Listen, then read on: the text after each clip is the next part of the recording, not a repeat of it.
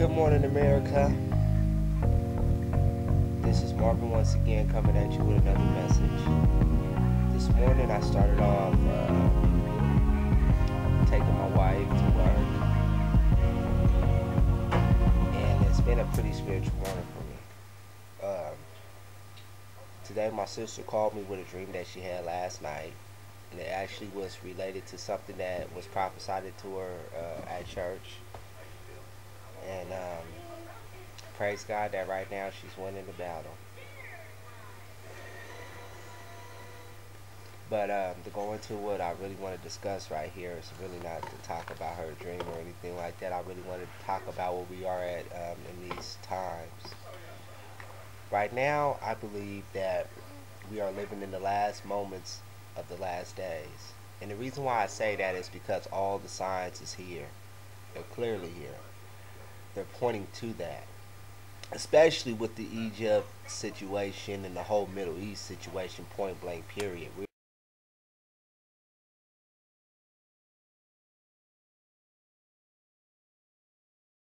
Muster up some courage and get organized to basically confront what could be described as a pretty violent assault. Not to be afraid to walk the active lives and not engage in violence. They're very much trying to. It's obvious that we are living in the last moments of the last days. Okay? Right now, things are going to get worse. Okay? It's very important that you understand that. Okay? So, what we need to do is really make a decision. We really have to choose whether or not we're going to go all the way for God or we're not going to go all the way for Him. Okay? Because God is calling His people to get it together. So whatever you're doing, you need to just cut it out. You need to just really just stop right now. Because God said that if we are going to continue to live how we think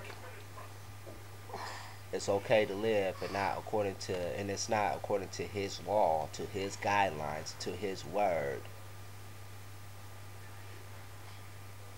then He's going to send a strong delusion to cause us to believe the lie when this man does make the announcement that he is God. He's not God, but he's getting ready to do that right now. Everything, the stage has already been set. The abomination of desolation spoken of by Daniel the prophet has already been set. A lot of people don't even realize that it was the New World Order that is the abomination of desolation. The word desolate means what? Empty, wasteland. It means that there's nothing near. There's nothing near dwelling. Okay? It's just a wasteland. Okay? At least that's what it says in the dictionary. Alright? Now, if you look at what's going on in the world today, what do you see? From all angles on all levels. Not just in the politics, but that's where it starts at. See, look, it starts from the head, and then whatever the head's doing, it's going to trickle on down to the rest of the people. You know what I'm saying? Because our leader is supposed to be the one that is supposed to keep us focused on what we need to be focused on. He's supposed to be the one that is supposed to keep the order. But we haven't had a leader like that for a long time that knows how to establish order. And that's our fault. You see what I'm saying? Because we as followers of God, okay, decided that it was okay for us just to dismiss the fact that they're taking God out of everything. We dismissed that. Okay, I remember like maybe a few years ago I was watching the news, and there was a lady that had a license plate that said John 3:16 on the license plate.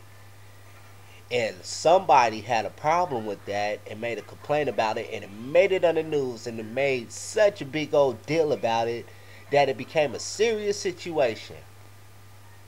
But I walk down the street and I see a whole bunch of upside down 5-pointed stars. You see what I'm saying? I see a whole bunch of Satan symbolism out here. Okay, but you don't see me complaining about it. You feel me? You don't see me You don't see that on the news. You don't see anybody making that an issue. But as soon as somebody is doing something that is decent, that is good, you know what I'm saying, to represent God, you feel me, who is nothing but love, kindness, joy, happiness, and peace. This is all good stuff, as we all know, whether or not you want to believe the saying or not, that Satan is nothing but pure evil. Only thing he does is promote self-worship.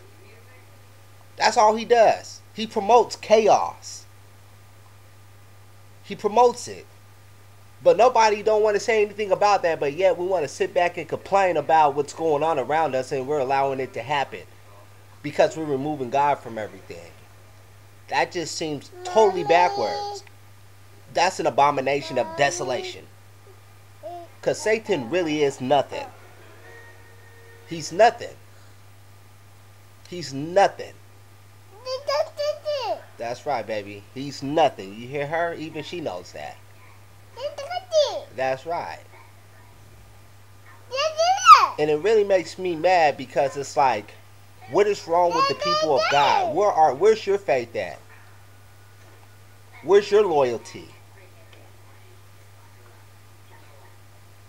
How come you're telling somebody about God, huh? How come you're not out there telling people that there's a big problem out here? Huh? How come you're not telling people what's going on within your community? I know my community is not the only community that's all messed up. Because I'm seeing the youth going so far away from God that it's ridiculous. Shoot, I could go inside the church and hear about the same drama that I could see outside on the streets between some gang member, and that's a shame. This is why I don't go to church. This is why I have church right here in my household. You see what I'm saying? Because God can't be found in most churches now. If you think that, then you are lying to yourself. Mama. Any real believer would tell you that. Anybody that knows God, that's seeking Him diligently like I am, would definitely say that it's our fault. We are the ones to blame because we didn't stand up for what we knew was right. We allowed this chaos to come about. God gave us the power through Yeshua to be able to stop this. But we chose not. We chose to sit back and let it happen. We chose to do nothing. So the results of the way the world is today is because of us. It's because we didn't take the time out to stand up and say, you know what, we need God. We need Him in our lives. Because He is the one that established everything. He is the reason why you and me are here today. He is the creator. There's nobody before Him and there's nobody after Him. Yeah, it's just irritating me a lot because it's just like so many so-called followers are not standing up for righteousness. Come on, man. You got so many disciples who put their lives on the line to stand up for what thus says the Lord. You see what I'm saying? We're coming into that same thing right now. Okay? I'm not saying that in 2012 that the Antichrist is gonna, that it's gonna be the end of the world, because I don't believe that. But I do believe that something major is going to happen in 2012, though. Believe that something major is going to happen. Everything is already. I believe that whatever's going to happen is already here. It's just waiting for the right time and the right moment to reveal itself. And if you look at what's going on right now in the world, okay, in Egypt in particular, if you look at what's going on right there, that is the beginning of chaos that's getting ready to soon hit the whole entire globe. Okay? I remember I had a dream that me and my sister and my mother was walking down the street. It was a beautiful day outside. I mean, just beautiful. Nice summer day outside. The sky was blue. The sun was shining. It just looked like the most perfect day.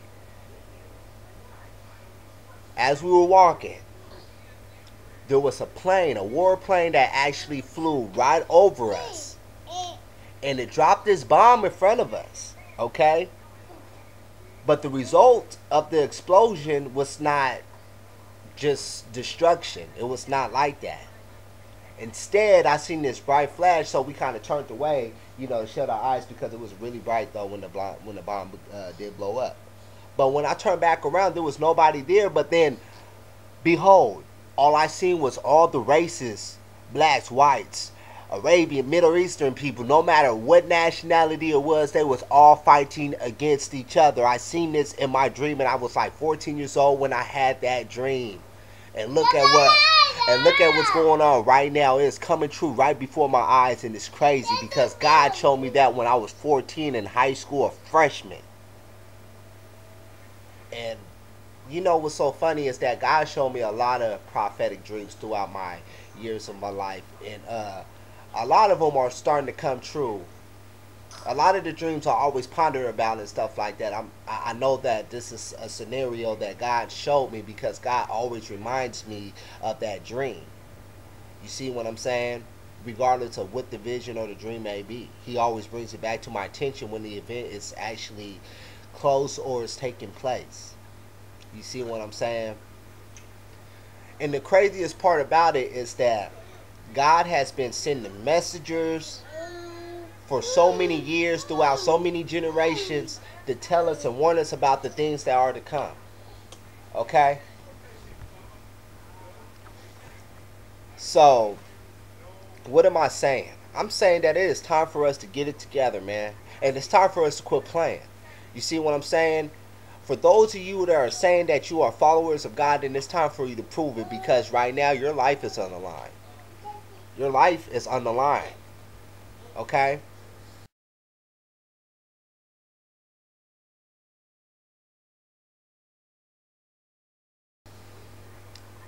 Physical and spiritual. You're going to have to either lose one or the other.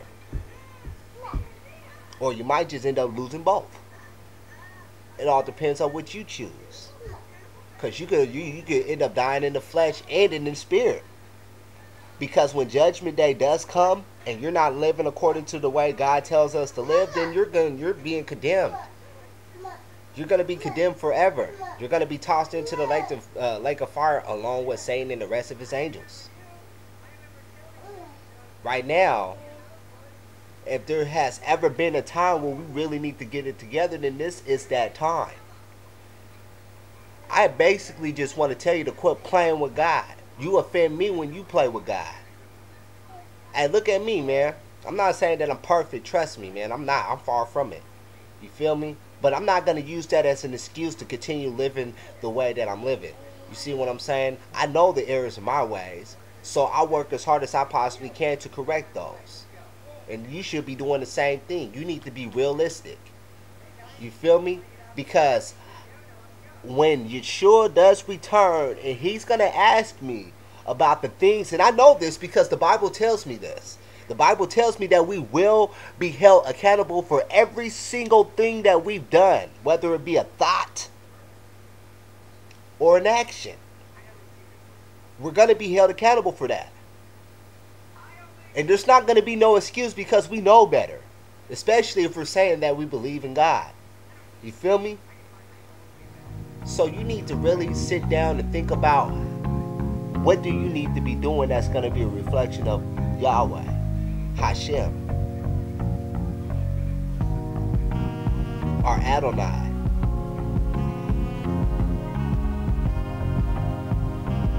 You see what I'm saying?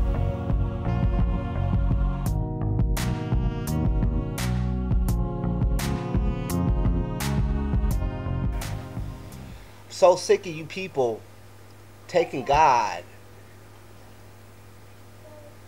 and putting him in with your mess. Quit doing that. I'm not gonna lie. I don't do that. When I know I'm in my mess, I don't put God in it. Because God is not in confusion.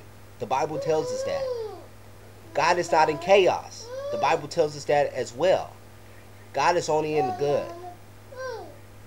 So, if you want to be within the realm of God, then you need to get into the good.